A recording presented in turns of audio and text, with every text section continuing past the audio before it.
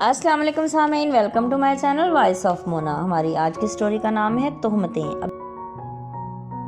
ابیرہ کے 2 بچے تھے۔ وہ بچپن سے ہی تکلیفوں میں رہی تھی۔ پہلے باپ مر گیا، سوتیلے باپ کے ظلم و ستم برداشت کرتی رہی، پھر بڑی مشکل سے جان چھوٹی۔ شادی ہوئی تو شوہر فرعون نکلا، اسے مارتا پیٹتا، بہت ظلم کرتا، اسے ہر وقت برا بھلا بولتا، اس کا جینا حرام کر رکھا تھا۔ سیدھی بات اس کے کردار پر لے جاتا۔ وہ روتی پیٹتی، 2 بچے ہوئے تو ایک دن اس کے شوہر کا ایکسیڈنٹ ہو گیا، وہ انتقال کر گیا۔ وہ اپنے گھر میں تھی، پھر اس نے 1 سال کے بعد دوسری شادی کر لی۔ یہ شوہر 1 سال اچھا رہا، اس کے بعد رنگ دکھانے لگا، کسی سے بات نہیں کرنے دیتا تھا، کہیں آنے جانے بھی نہیں دیتا تھا۔ ایک دن اس کا کزن آ گیا، اسے دیکھ کر ابیرہ کا شوہر آگ بگولا ہو گیا۔ اس نے ابیرہ کو مارا، ایسا مارا کہ اس کی بازو توڑ دی۔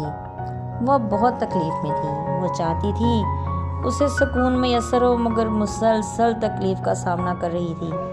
وہ اب شوہر سے جان چھڑانا چاہتی تھی۔ اس کے کزن کو پتہ چلا تو وہ آ گیا۔ اس کے شوہر کے ساتھ اس کا بہت جھگڑا ہوا۔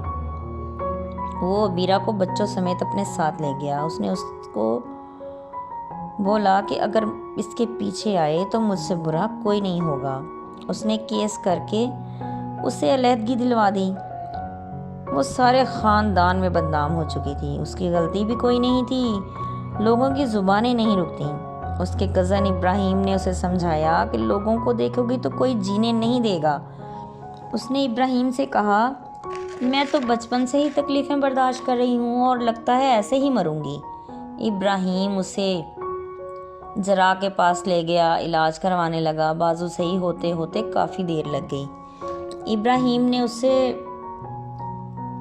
بولا کہ میں اکیلا ہوں اور تمہیں بھی سہارا چاہیے، تم میرے ساتھ شادی کر لو۔ پھر 6 ماہ بعد انہوں نے شادی کر لی۔ وہ ابیرہ کے بچوں کا بھی بہت خیال کرتا۔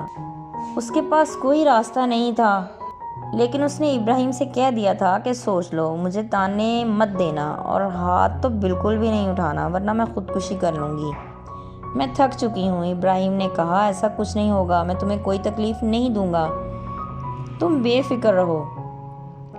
وہ واقعی اچھا انسان تھا، وہ اس کا بہت خیال رکھتا، اس کے بچوں کا بھی خیال رکھتا، ان کی ساری ضرورتیں بھی پوری کرتا۔